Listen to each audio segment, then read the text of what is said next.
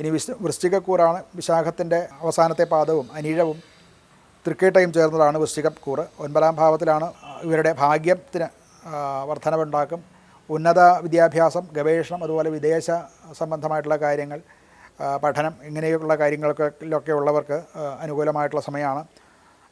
10-ൽ ശുക്രനാണ്. അത് കൂടുതൽ അംഗീകാരങ്ങളും ഒക്കെ ഉണ്ടാക്കാനും നല്ലതാണ്. മേലുദ്യോഗസ്ഥന്മാരിൽ നിന്നുള്ള ശ്രദ്ധയും അവരുടെ അഭിനന്ദനവും ഒക്കെ ഉണ്ടാവുകയും കൂടുതൽ ഉത്തരവാദിത്വങ്ങൾ ഏൽപ്പിക്കുകയും ഒക്കെ സാധ്യത കാണുന്നുണ്ട്. ചില ഇൻഷുറൻസ്, നികുതി, നിയമപരമായിട്ടുള്ള കാര്യങ്ങൾ, ബാങ്കിങ്, ഇങ്ങനെയുള്ള കാര്യങ്ങളിലൊക്കെ പ്രത്യേക ശ്രദ്ധ വേണം. അത് ചില രേഖാപരമായിട്ടുള്ള പ്രശ്നങ്ങൾ അറിയാതെ ഉണ്ടാകാൻ, അശ്രദ്ധ കൊണ്ടുണ്ടാകാനുള്ള സാധ്യതയുണ്ട്.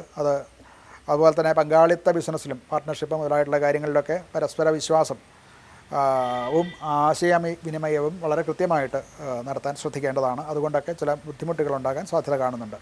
ആരോഗ്യപരമായിട്ട് ദഹന പ്രക്രിയയിൽ ചില അസ്വസ്ഥതകളൊക്കെ കാണാം. അത് ഭക്ഷണക്രമം, അതുപോലെ ഉറക്കം മുതലായിട്ടുള്ളവയിൽ വേണ്ടത്ര ശ്രദ്ധ ചെലുത്തേണ്ടതാണ്.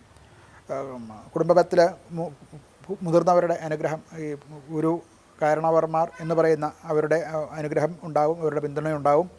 മക്കളുടെ പഠനത്തിലും ഒക്കെ മത്സര പരീക്ഷകളിലും ഒക്കെ ചില പുരോഗതികളൊക്കെ കാണാം. അതുകൊണ്ടുണ്ടാവും. അതുപോലെ തീർത്ഥയാത്ര നടത്തുക, ആത്മീയമായിട്ടുള്ള ചടങ്ങുകളിലൊക്കെ ആസൂത്രണം ചെയ്യുക, അങ്ങനെയുള്ളവ ഗൃഹത്തിൽ വെച്ചോ ഒക്കെ നടത്തുക, പുറത്ത് അങ്ങനെയുള്ളവ നടക്കുന്നത് സംബന്ധിക്കുക, ഇതൊക്കെയും ഉണ്ടാകാൻ സാധ്യത കാണുന്നുണ്ട്.